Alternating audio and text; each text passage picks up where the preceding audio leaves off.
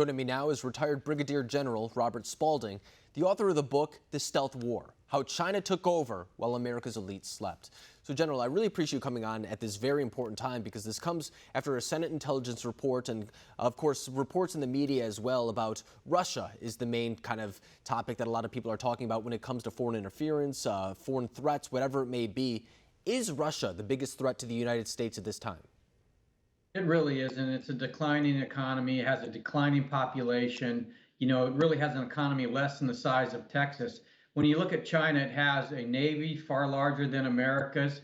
It has, burgeoning nuclear weapons, but most importantly, has the number 2 economy in the world, and it uses that economy and diplomats and social media companies to influence democracies all over the world.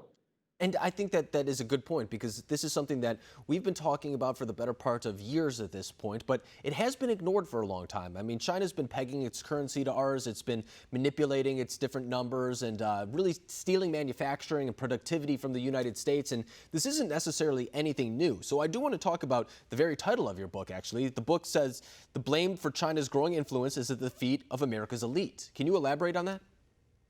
Well, if you look at corporate America, if you look at our political elites, academia, Wall Street, they're all incentivized in some fashion or form by the Chinese Communist Party. For corporate America, they want to get access to Chinese markets. They want to have access to essentially cheap labor because they have no labor laws in China. They want to be able to pollute the environment because that's what they do in China. For the financial elites, they get a fee for each stock that's sold to our retirement funds. For political elites, they get donations. And for academic elites, they get paid enormous sums.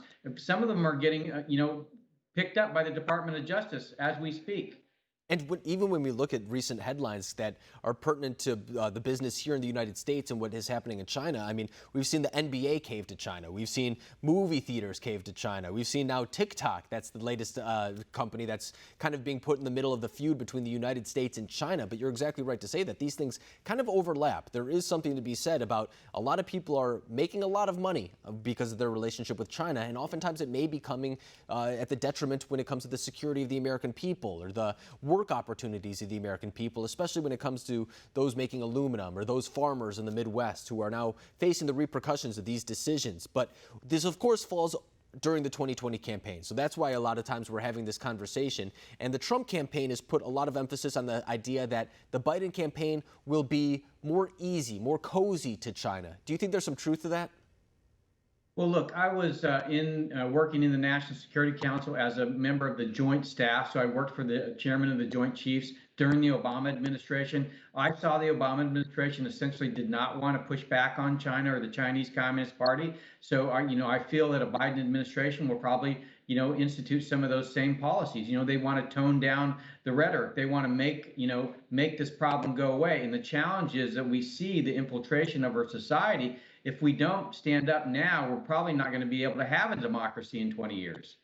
I mean, that's a very scary thing to even say, let alone recognize the reality behind that truth. And so when we acknowledge that, I'm putting politics aside, putting the bipartisan bickering to the side. What can the United States do in order to try to even the playing field when it comes to China's misdeeds, or whether it's with tariffs, the trade war, what happened with coronavirus? What type of tangible action can the United States take against China? It's actually really easy. A democracy produces 4 things: innovation, technology, talent, and capital.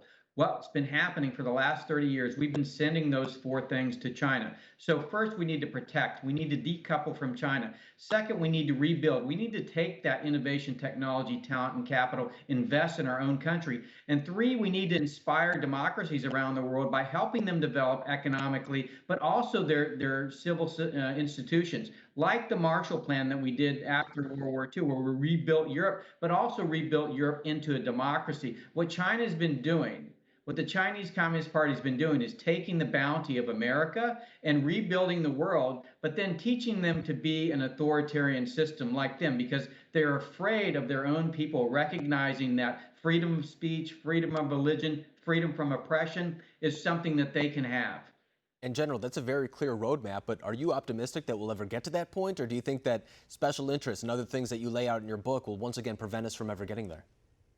So the good news is the current national security strategy lays out this plan. What we're talking about here is implementing. So we need to get a lot of these elites out of positions of power and get in a new crop of people that understand national security in the 21st century is more about ones and zeros and dollars and cents. It's not about fighting a war, it's about fighting economic warfare, psychological warfare, media warfare. These are the tools of the Chinese Communist Party.